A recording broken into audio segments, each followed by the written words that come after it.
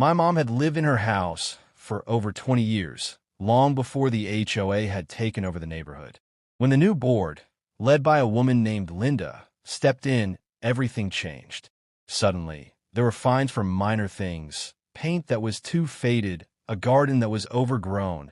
Even the color of our curtains was not in harmony with community standards. It was ridiculous, but my mom refused to sell. This was her home, and no HOA bully was going to push her out. Then the water issue started. At first, it was just her. Then, I noticed something strange. Her neighbors, also older residents who had resisted the HOA's demands, started experiencing the same symptoms: stomach pains, nausea, dizziness. But no one else in the neighborhood was affected. The newer residents, the ones who followed every ridiculous HOA rule, were perfectly fine. I didn't believe in coincidences. I had the water tested. The results made my blood run cold. There were chemicals in the water supply. Not enough to kill someone immediately, but enough to cause long-term damage. Enough to make living in the house unbearable. It wasn't just bad luck. It wasn't an accident. Someone had done this on purpose. And I had a pretty good idea of who. I went straight to the HOA office, my fists clenched, demanding an explanation. Linda, sitting behind her pristine desk, just gave me her usual fake smile and said she had no idea what I was talking about. When I showed her the test results, she didn't even flinch.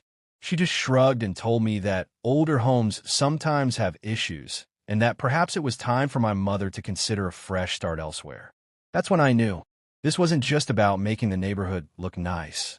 The HOA wanted my mom out, and they were willing to poison her to make it happen. They thought they could get away with it. They had no idea what was coming. I left the HOA office with a fire burning inside me. They had crossed the line. This wasn't just about power trips or ridiculous fines anymore. They had endangered lives, including my mother's, and they thought they could get away with it. I spent the next few days gathering evidence. I went to other neighbors who had gotten sick and convinced them to have their water tested. The results were all the same: traces of chemicals that had no business being in a residential water supply. I documented everything, taking photos of reports, timestamps of when symptoms started, and even videos of discolored water running from old pipes in my mom's house. Then I started asking questions. I went to the local water company and asked if they had done any maintenance in the area recently. The answer? No. The city's main water supply was completely fine, meaning whatever was happening was only affecting certain houses that had been standing before the HOA took control. That's when I found the smoking gun. A former HOA maintenance worker, a guy named Kevin, agreed to meet me at a diner outside the neighborhood.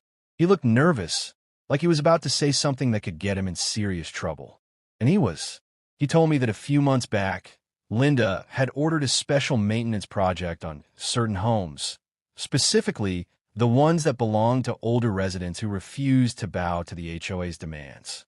She had hired a private contractor, one not affiliated with the city, to do some upgrades to the water lines. Kevin had been suspicious, but when he asked questions, he was shut down and eventually fired for not being a team player. I asked if he had proof. He hesitated, then slid a USB drive across the table. On it were emails between Linda and the contractor, discussing the modifications to the water supply. They never outright said poison them, but the language was clear enough. Discussions about long-term solutions, gradual relocation encouragement, and a chilling phrase from Linda herself: "They'll leave on their own when it gets bad enough." They had done this on purpose. And now I had everything I needed to take them down. With the USB drive in my pocket, I felt a dangerous sense of control shift into my hands. The HOA had been running the neighborhood like their personal kingdom, forcing out anyone who didn't fit their vision. And now I had proof that they were willing to poison people to do it. They thought they were untouchable. I was about to prove them wrong.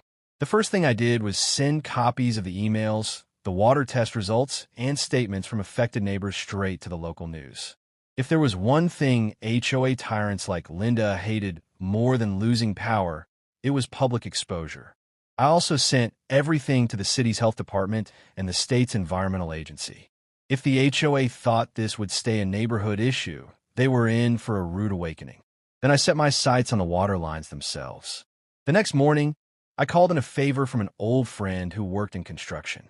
He helped me inspect the underground piping, tracing back the changes that had been made. Sure enough, the HOA's contractor had tampered with a set of old supply valves, redirecting contaminated runoff into the homes they wanted to target. It was a deliberate act of sabotage, and once we had the photographic proof, I filed a formal complaint with the city's utilities department. Things started moving quickly after that. City inspectors showed up within 24 hours, testing the water and confirming the contamination.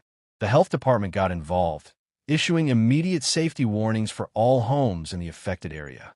The mayor's office even released a statement about an ongoing investigation into illegal tampering with public utilities. Then the real storm hit. News vans rolled into the neighborhood, reporters swarming the HOA office with cameras and microphones. Linda, caught completely off guard, tried to dodge them, claiming the HOA had nothing to do with the issue. But when asked about the leaked emails, she had no response. She just stood there, mouth opening and closing like a fish, before slamming the office door in a reporter's face. That didn't stop the fallout. Neighbors, many of whom had feared speaking up for years, were suddenly finding their voices. People who had been wrongly fined, harassed, or threatened by the HOA started coming forward with their own stories. Some had been forced to repaint their homes 3 times in 1 year. Others have been fined for parking their cars too close to their own driveways.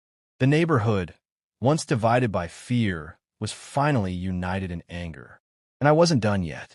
I had one last move to make, one that would ensure the HOA never recovered from this. With the HOA crumbling under the weight of the investigation, I decided it was time to deliver the final blow. I had already exposed their crimes, brought in the city, the media, and the health department, but I wanted to make sure they never had the power to do this to anyone again. I started by filing a class action lawsuit against the HOA on behalf of my mother and the other affected homeowners. With the evidence I had gathered, the emails, the water tests, and the city's official findings, it was an airtight case. The HOA had not only violated health and safety laws, but had also engaged in property sabotage, harassment, and fraud. The damages they would have to pay wouldn't just hurt them financially, it would bankrupt them. Then came the HOA meeting. Normally, these meetings were held behind closed doors, with Linda and her board making decisions that no one could challenge. But this time it was different. The residents weren't afraid anymore. They packed the room, and when Linda and her board members walked in, they were met with cold, furious stares. I stood up and laid it all out in front of them. I detailed their illegal activities, the poisoning, the tampered water lines, the fraudulent zoning plans. Every piece of evidence was displayed on a projector screen for the entire community to see. Linda's face went pale, her usual arrogance replaced by sheer panic. Her board members fidgeted uncomfortably, realizing just how badly this had spiraled out of their control. Then I hit them with the big news. I had already spoken to the city council. With everything that had been uncovered, the council had fast-tracked a motion to strip the HOA of all authority. Their bylaws were being dissolved. Their control over the neighborhood, gone. Linda shot up from her seat, screaming about overreach and unfair targeting, but no one cared. The community had turned against her, and the board members she thought were loyal started resigning on the spot. Some of them even admitted they had no idea what Linda had been doing, and they wanted nothing to do with the fallout. The final nail in the coffin came when law enforcement walked in. The state had officially charged Linda with reckless endangerment, fraud, and conspiracy to commit harm. She wasn't just losing her position, she was facing jail time. Officers escorted her out in handcuffs as cameras flashed, and the entire neighborhood erupted into cheers. It was over. The HOA was officially disbanded, and the remaining board members were left scrambling to avoid lawsuits. The city took over management of utilities, ensuring no one could ever tamper with the water supply again. My mother and the other affected residents won their lawsuit, receiving a massive settlement that more than covered their medical expenses and home repairs. As for Linda's house, it sat abandoned for months, a decaying reminder of her failed empire, before being auctioned off to pay for the HOA's legal debts. The new owners? a retired couple who had lived in the neighborhood for years, the same people Linda had tried to force out. Poetic justice. And just like that, the reign of terror was over. The HOA had poisoned the wrong people. They thought they could get away with it. They never saw me coming.